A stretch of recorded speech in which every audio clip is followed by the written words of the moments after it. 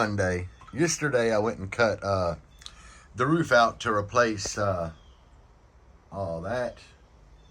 We've discussed that in another video. Last night me and the wife went ahead and started her A-pillars. So the white piece here, you get these on eBay. They're like 20 a set, probably cheaper. I don't know. They're cheap. And then I got some spandex, and I just CA glued the spandex in place. I'm getting ready to hit it with some resin. See the bottom, how we kind of mold down. It ain't got to be perfect, guys. It ain't got to be. You can sand it, get it perfect. Had to overlap there a little bit. That'll all Bondo and fiberglass out, don't matter. You see the inside. The spandex is pulled pretty tight, but that's what you want because you can go back in through here and add your chop mat to thicken it up. But I got that done, so when I get them in resin, I got me a grid laid out here of where to drill my holes in the side of my enclosure.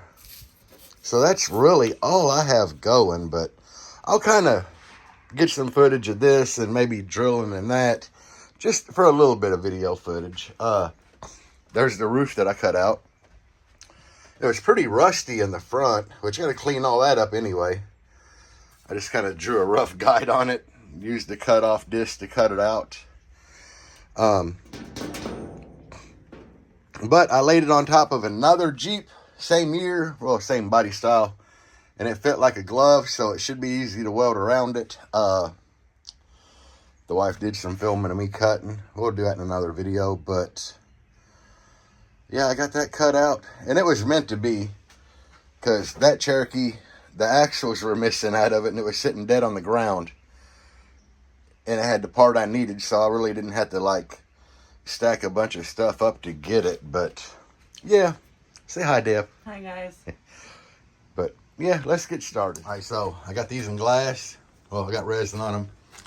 I did have some resin, and it wasn't jellied up real good yet, so I was able to get a good layer of chop mat on the inside. You can see some there, but yeah, that just gonna help me in the long run.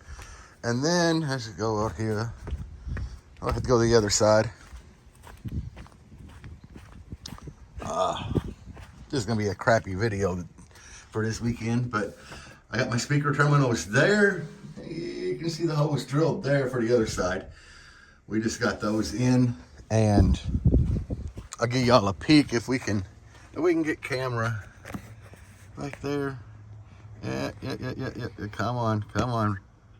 What the hell? Okay. Now you can kind of see them there.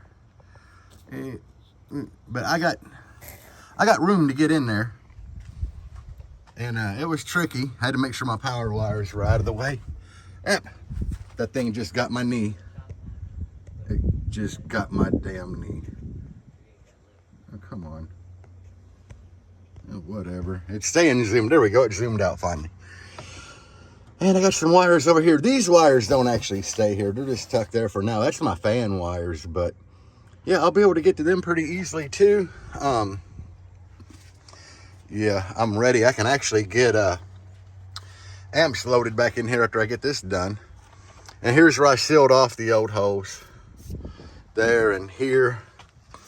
I'm not super worried about them because y'all seen how I put that in there. That's all glued up. That'll seal forever.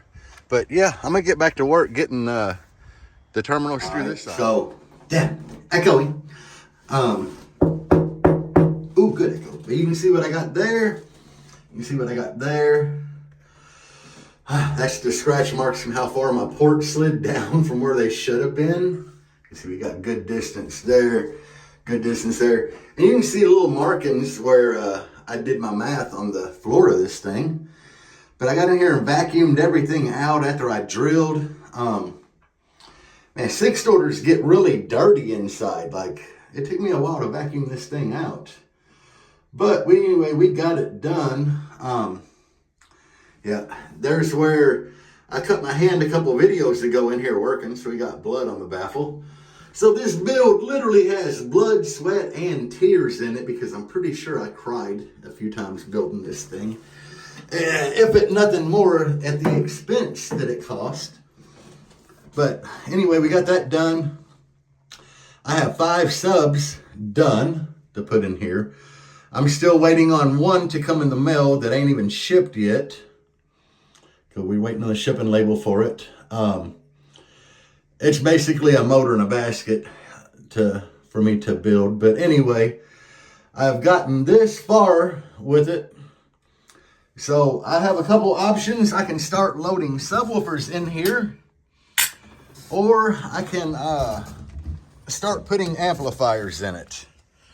Both jobs are going to suck.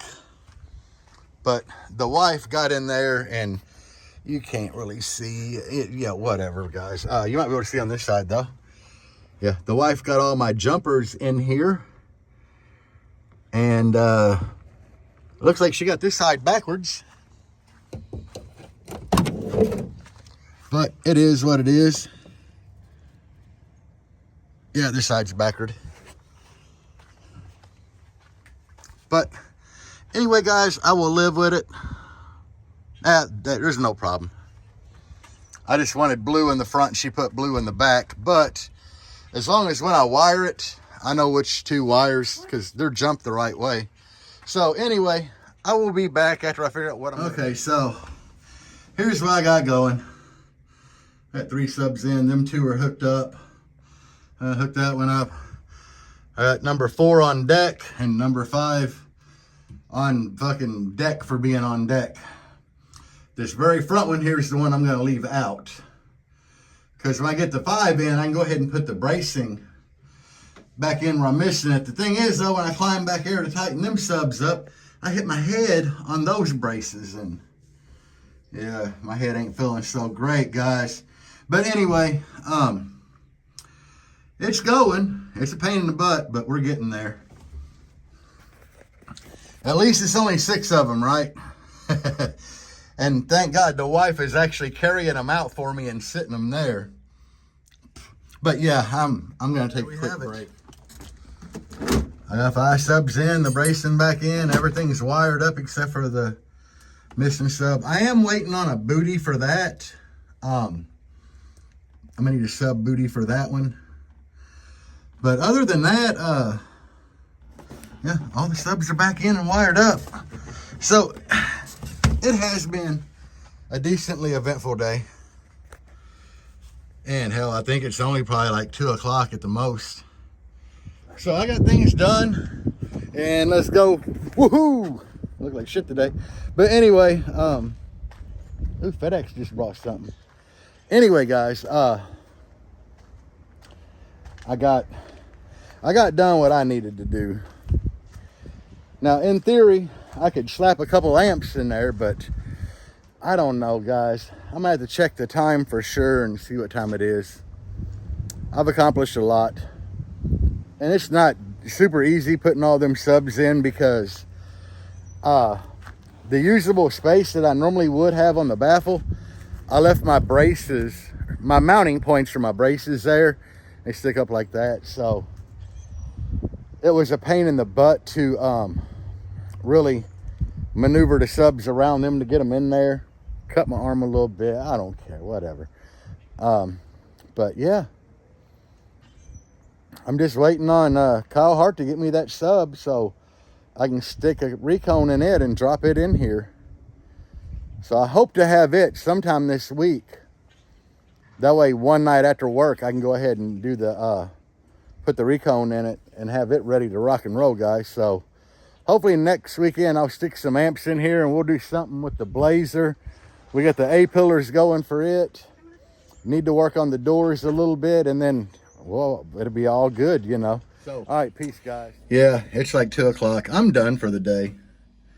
I've done quite a bit today. You know, we got like the wife's A-pillars and fiberglass. Got this all done. The bolts are through the side how they're supposed to be.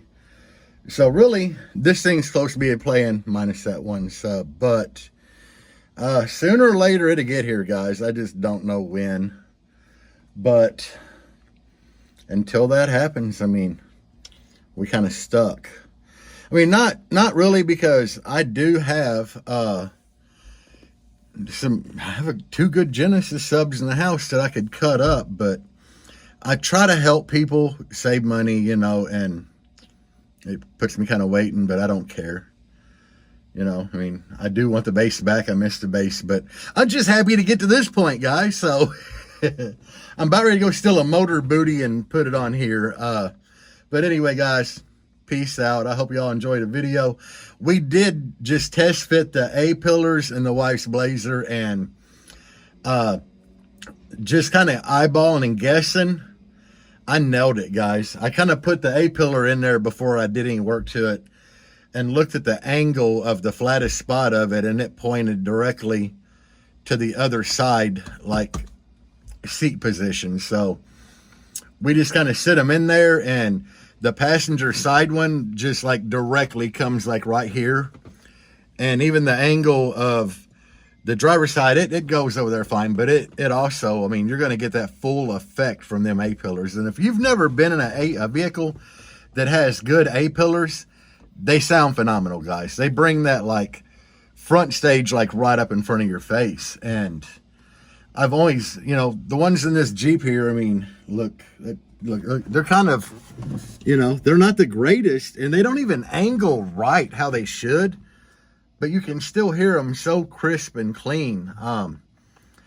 A-pillars are something you should definitely look into.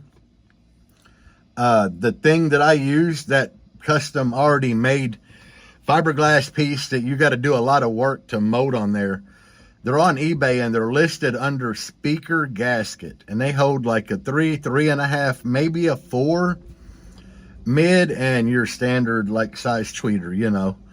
But it's listed under speaker gasket. They're hard to find if you don't look up under that. But both vehicles, I have to make a set for my Jeep. I already got them little pods to do in here. I've got another set of stock A-pillars to work on.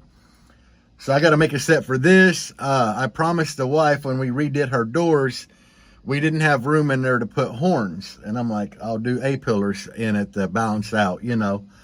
And so that's what we're doing. I got to do mine eventually. We both have some Ampere Audio 3s with the little cast aluminum basket and the tweeters that go with them. That's what we're going to put in there. It ought to sound great. We got those from Paul at G2D Audio, obviously. I have them at the woofer shop. Look under Ampere Audio. You should be able to find them, like the little 3s and the tweeters. They are sold separate. Like you got to buy the 3s and you got to buy the tweeters. But in here, I've got 3s that fit them pillars just fine. The 3s in here, they aren't quite as good, obviously, as the Ampere, because they don't cost near as much. But I'm running the little DS18 3.5s in here, and they've been great so far. You just don't want to overpower them, but they've done fine. I've had them 3s in here for 3 years now. The DS18s, they've sounded phenomenal.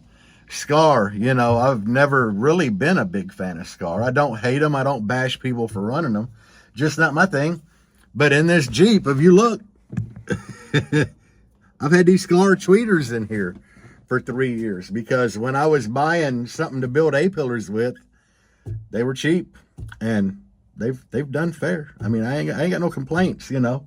But anyway, guys, I'm gonna leave you with this. Yeah, look at that right there. All right, guys, peace out, and as always, bass on.